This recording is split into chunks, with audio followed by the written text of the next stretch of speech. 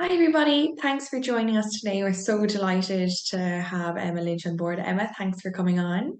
You're welcome. Thanks for having me. Perfect. So Emma's a mom of two, so hopefully a wealth, and I'm sure, of realistic and practical experience, and also is involved in the positive psychology and coaching space. So any kind of tips and tricks around how we mentally prepare for day-to-day logistics, how a student can prepare, and how we can kind of navigate through our days and week, maybe in a little bit of a better mindset.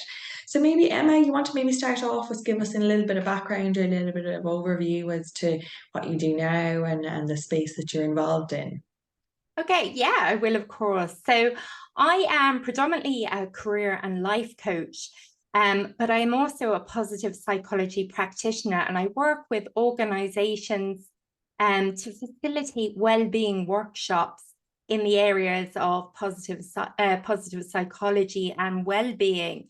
One of the kind of predominant areas I talk about and I work with both organizations and my one-to-one clients on is this concept of mental fitness. And just in case anyone isn't really familiar with the term, it basically mental fitness refers to our overall state of mental health and well-being, which is basically it's our ability to cope with and manage life, such as the stress and anxiety and other challenges that might come up, you see. Yeah, and I suppose it's such a broad topic, really, isn't it, Mm. Emma? It affects everybody in lots of different ways, and it can have, can resonate at particular life transitions or stages and changing. And maybe around the student piece first, because that might be Mm. a good area to kind of dive into. How do you think best we can maybe help students as a practitioner basis, or what practical tips for students can they use to help maybe harness more of this mental fitness? Yeah, it's essentially kind of comes under kind of four key areas, which are predominantly around strength, our endurance, flexibility, and relationships as well. And the best way I can kind of explain the kind of metaphor for mental fitness is if you think about walking up a steep hill. So if you weren't physically fit, was your heart pumping, were your muscles sore afterwards? But if you exchange that steep hill for a challenge in life, or if you're not mentally fit and struggling, you're always going to feel this great impact of challenges on your mental health. So particularly at this time of year for students who maybe have up and coming exams, they've been studying hard all year, and it's now that potentially could start to impact them as well. So it's all about trying to incorporate sort of small daily things into their lives while they're prepping for their exams as well, to try and help build up that mental fitness. It's a bit like a muscle in some ways. So there's a lot of you can draw a lot of similarities between physical fitness as well, in that you kind of go to the gym or you work out every week just to keep that muscle strong. And mental fitness is the same. So, if I give you an example, first of all, of character strengths, okay, these are our core positive qualities that really reflect our identity, our values, and so on. But these are the things that when we use them, they give us this sense of energy, fulfillment, and we feel really good when we do them. So to kind of give an example of a few character strengths, because it's important to kind of define these are not talents, they're not skills. These are things that make you, you. So things like creativity, curiosity, they would all be examples of character strengths. So, perhaps some people listening might have their study timetable out and might be very strong in creativity, for example. And then it's about, okay, well, I have to study. How can I use creativity in that studying? Perhaps it's realizing that maybe you're quite a visual person, and getting your highlighters out and your sticky notes and putting them around in your studying will give you a sense of more enjoyment and more flow, and suddenly your study starts to become a little bit easier as well. Um, it's really about focusing on our strengths, because they're what's going well. They come easily to us, and the more you can focus on them and bring them on, the better it will impact on your well-being versus the way that, say, our brains are wired to always think of the negative. So when, you know, potentially you're looking at what you're studying at the moment, you might be like, oh, I'm not great at maths and I'm not great at this. And this is getting you to kind of reframe your thinking and go, well, actually, I have all these great skills. If I can use them in other areas where perhaps I'm not as strong, that will really help and develop things as well. Yeah, it's such a great point on that, Emma, about, we have kind of our bandwidth or our tool belt Mm, of skills and useful resources. And then sometimes we don't always apply them or use them in maybe the best setting or the best sector that they're needed in that exam piece, as you mentioned there, to mm, try and apply, what we know already to maybe a subject or to an exam mm, environment, so that the student becomes more equipped to be able to study and then obviously produce the information in an exam setting.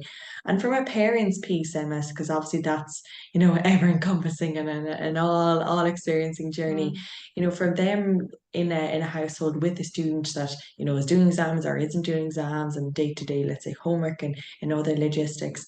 What kind of tips and suggestions would you think from your experience and from, let's say, a practical basis would you like to give to them?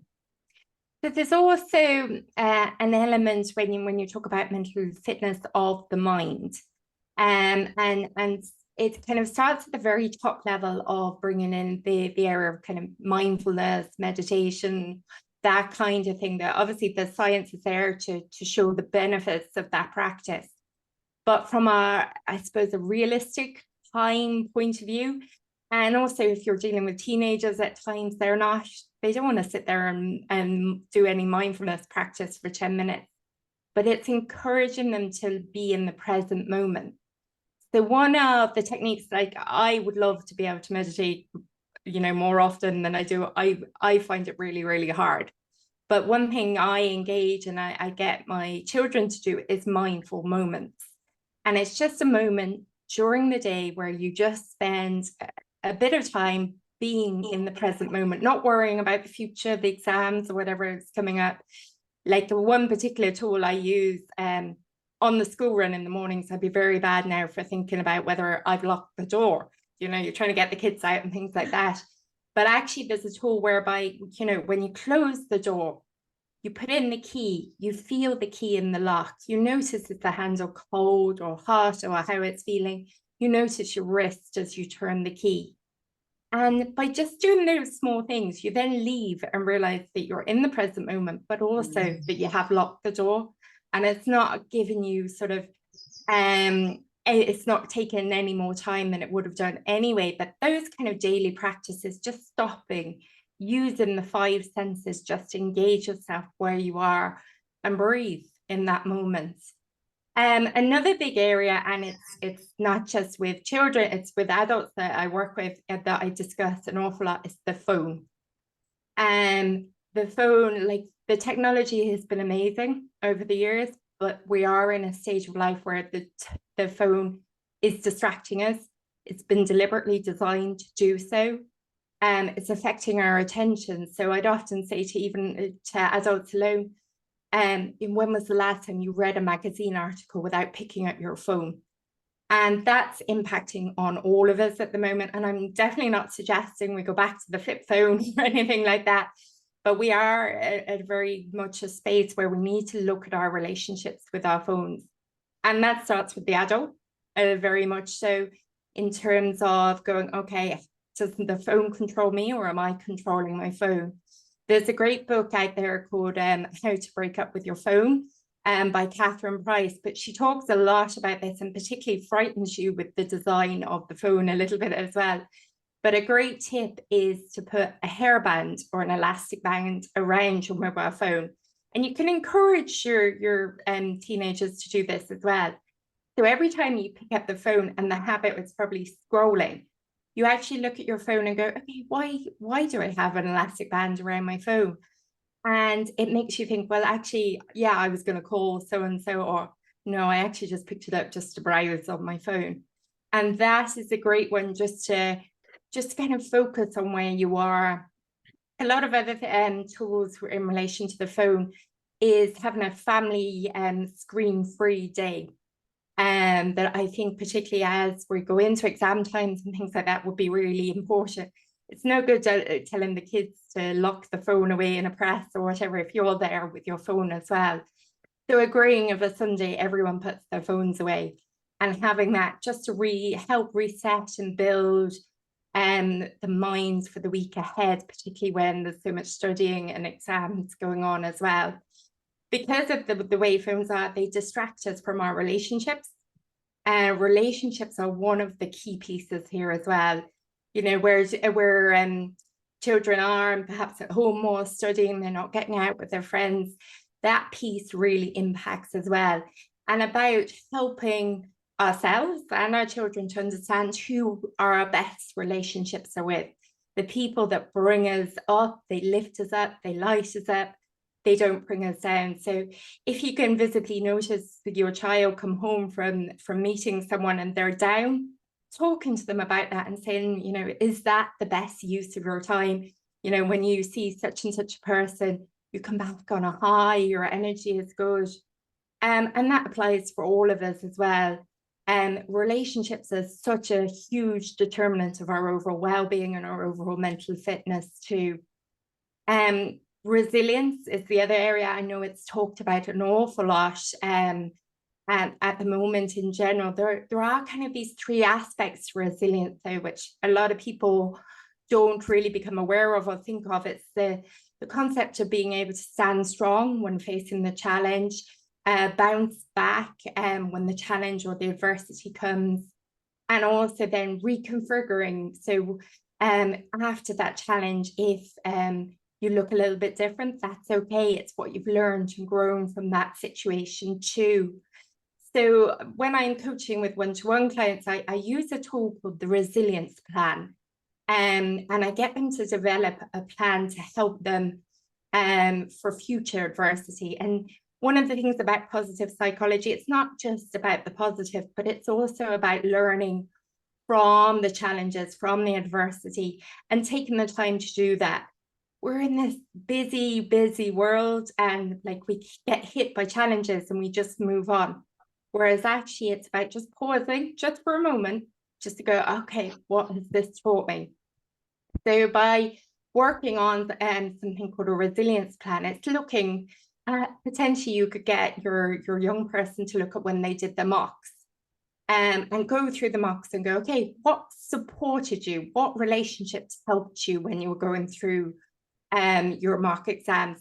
Getting them to kind of note that down and go, you know, such and such worked, you helped me, mom, etc. Getting them then to look at the strategies and go, okay, well, this particular way of learning and revising has helped me. This didn't help me. Actually, you taking my phone for a few hours really helped me. And getting them to identify those things. And then looking at solutions, ways forward when you're in this period or of a challenge. And then finally, something called Saga City. So it's words, motivation, songs, whatever it might be that really just keep you going and give you that hope and comfort.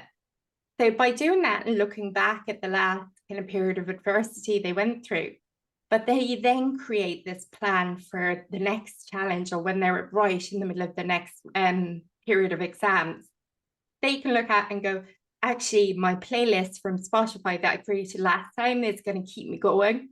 I need to make sure that you take my phone for a period of time. I need to hang out with this friend once a week just to keep me good. And they have a plan of how they're going to keep their resilience strong, particularly when they're going through a challenging period. So much in there, Emma. It just kept That's going. amazing.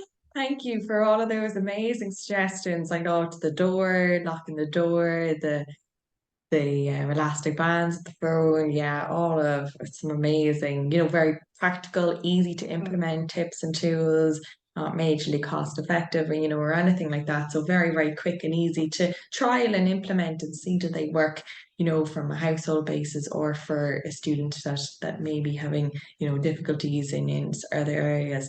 And then last, I suppose, Emma, from maybe a teacher perspective, any things that you think would be, beneficial or practical for them, with obviously dealing with so many students, in a group environment, in a classroom environment at the one time, anything that might be useful from their side. I think it's really for themselves just to be aware of there are lots and lots of different tools out there, and there is the thing where you're looking on social media and you go, okay, in the classroom I should be doing this and I should be doing this and I should be doing this, but there isn't a one size fits all approach to this.